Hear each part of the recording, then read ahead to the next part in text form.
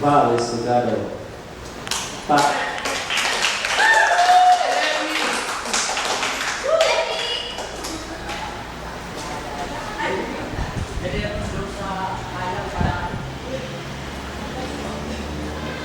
Sigahan ang suga dito.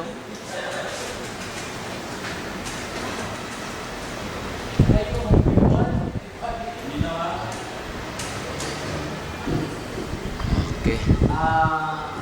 Salamat po sa pagkuhan. Brother Daddy.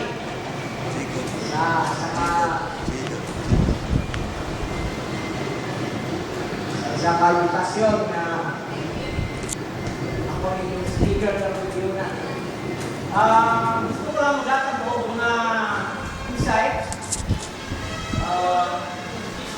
Na naman nga Kristyano, yun lang, nasa yung background sa history.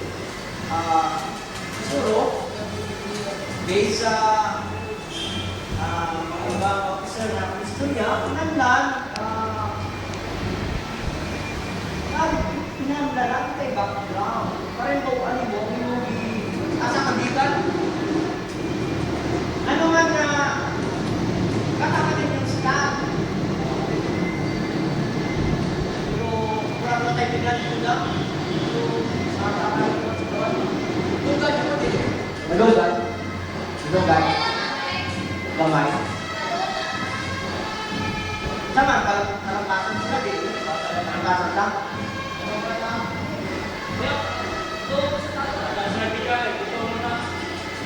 Natawad na, kapuyo na sila.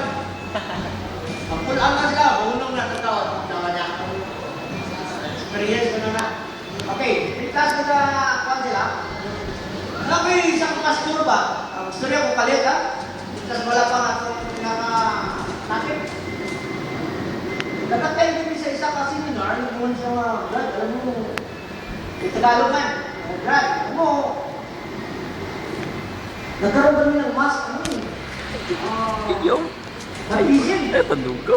Wala mo na nag-zoom. So, ginawa namin, dinala ko yung mga young people namin doon sa, sa dagat. Dahil marami. Lagi, move-lord. Ayun. Move-lord. Order niya, sige mga bata, young people. Matayos kami. Sige. Yung mga young people, taga-hanggang dito. Ay, wag. Punta sila. Linya na.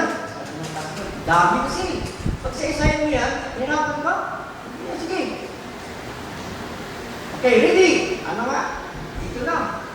Sabi ng pastor, pag sinabi mong lubog, wala ka ba ba na? Lubog sa tubig. Imagine na mo, 100 plus. Sabi ng pastor, ganyan pa ng pastor. Okay, after sa short message, ganyan ng pastor came. Ito na. Andan pa kayo? Amen. Okay. Lahat kayo. Lubog ang katawan sa tubig. Nilubog na yan. Sabi ng pastor, ako nananrid mga kalahati lang tao hindi lumabas ha. Kalipin pa parang nalunod na. Ang iba kasi, medyo malalim na yun ba? Ano nila? Akala nila sa mababaw pa kasi people ang iba dyan. Makulit yan, patas-atras, iba forward. Malalim na pala kalit yung buwan. Yung iba, matagal na kalabas. Kalabas, gano'n. Nalulunod na. So, nakakatawa. Kasi nalunod pa, yung iba, naiiyak. So, that is baptism. Para sa kanila.